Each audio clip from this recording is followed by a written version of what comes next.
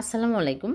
আজকে আমি কোনো রকম ছানা কাটার ঝামেলা ছাড়াই খুবই ঝটপট ভীষণ সুস্বাদু করে রসমাধুরী মিষ্টি বানিয়ে দেখাবো। এই মিষ্টি দেখতে যেমন লোভনীয়, খেতে তার চেয়ে বেশি টেস্টি হবে। তাহলে চলুন দেখে নিই। প্রথমে একটা ডিম ভেঙে নিচ্ছি। নর্মাল তাপমাত্রা থাকা ডিম হতে হবে। যদি ফ্রিজে থাকে 1 ঘন্টা আগে বের করে নর্মাল করে নিতে হবে। ফ্রিজের ডিম হলে মিষ্টি ভালো হবে না, চুপসে যাবে। ভালো করে ফেটে নিয়েছি। এখন এক সাইডে রেখে দিচ্ছি। আর এদিকে একটা বোলের মধ্যে নিয়ে নিচ্ছি গুঁড়া দুধ। এখানে 1 কাপ গুঁড়া দুধ, ফুল ক্রিম নিয়ে নিচ্ছি। ফুল ক্রিম হতে হবে, তাছাড়া কিন্তু মিষ্টি ভালো হবে না। আর দিয়ে দিচ্ছি বেকিং পাউডার। এখানে 1/4 চামচের অর্ধেক দিয়ে দিচ্ছি, এর চেয়ে বেশি দেওয়া যাবে না। আর দিয়ে দিচ্ছি কর্নফ্লাওয়ার। এখানে 1 চামচ কর্নফ্লাওয়ার দিয়ে দিলাম। কর্নফ্লাওয়ার দিলে মিষ্টি ভালো হবে, কর্নফ্লাওয়ার দেওয়ার চেষ্টা করবেন। আর দিয়ে দিচ্ছি ঘি 1 চামচ। ঘিয়ের পরিবর্তে তেলও দেওয়া যাবে, কিন্তু ঘি দিলে বেশি ভালো হবে, সুন্দর ফ্লেভার পাওয়া যাবে আর খেতেও ভালো লাগবে। এখন ভালো করে ঘষে ঘষে মিক্স করে নেব। এই কাজটা ভালো করে করে নিতে হবে। আগে ভালো করে মিশিয়ে নিতে হবে, যেহেতু বেকিং পাউডার দিয়েছি ভালোভাবে মিশিয়ে যেতে হবে। তারপর ডিমের মিশ্রণ দিয়ে আমি নরম করে মেখে নিব। এখানে একটা ডিম সবই দিয়ে দিলাম, দিয়ে একদম নরম করে মেখে নিতে হবে।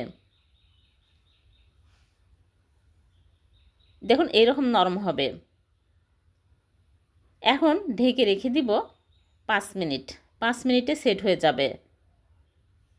ডিম যদি ছোট হয় তাহলে একটার বেশি লাগতে পারে। ফিরে আসলাম 5 মিনিট পর। এখন আমি চামচ দিয়ে এইরকম করে নিয়ে হাতে ঘি লাগিয়ে নিয়েছি, নিয়ে গোল করে বানিয়ে নিচ্ছি। গোল করে বানিয়ে নিতে হবে। এগুলো যখন আমি শিরার মধ্যে দিব তখন ফুলে বড় হয়ে চ্যাপ্টা হয়ে যাবে। একদম মসৃণ করে মিষ্টিগুলো বানিয়ে নিতে হবে। সবগুলো মিষ্টি আমার বানানো হয়ে গেছে, দেখুন কতগুলো হয়েছে। আর এইরকম মসৃণ করে বানিয়ে নিতে হবে। সবগুলো বানানো হয়ে গেছে। এখন এগুলো আমি শিরার মধ্যে দিব। এক সাইডে রেখে দিয়ে শিরা তৈরি করে নেব। চুলে একটা প্যান বসিয়ে দিয়েছি আর দিয়ে দিচ্ছি 1 কাপ আর 1/4 কাপ চিনি। 1 কাপের বেশি চিনি দিতে হবে। আর 2টা এলাচ দিয়ে দিচ্ছি। এখন পানি দিয়ে দিচ্ছি 3.5 কাপ। পানি একটু বেশি দিতে হবে, যেহেতু জাল করব 10 মিনিট, বেশি পানি দিতে হবে।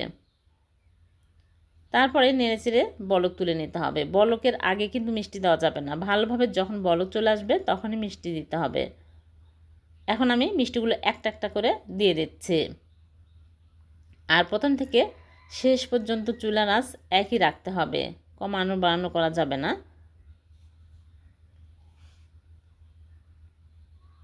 অনেক সময় মিষ্টি চুপসে যায়, বেকিং পাউডার কম বেশি হওয়ার কারণে, ডিমের কারণে। এখন ঢেকে রেখে দিচ্ছি। মাঝে মাঝে ঢাকনা খুলে বাতাস বের করে দিব। আর 5 মিনিট পর ঢাকনা খুলে আমি আলতো করে এরম করে নেড়ে দেব। 5 মিনিটে মিষ্টিগুলো ফুলে বড় বড় হয়ে গেছে।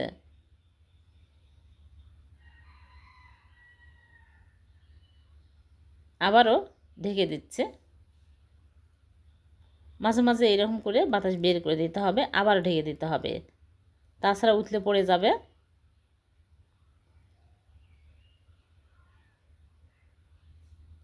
এই মিষ্টি বানানো খুবই সহজ। এই ভিডিও প্রথম থেকে শেষ পর্যন্ত দেখলে যে কেউ খুব সহজে বানিয়ে নিতে পারবেন। দেখুন মিষ্টিগুলো 10 মিনিট জাল করে নিয়েছি, হয়ে গেছে। চুলা থেকে নামিয়ে রেখে দেবো সারা রাত।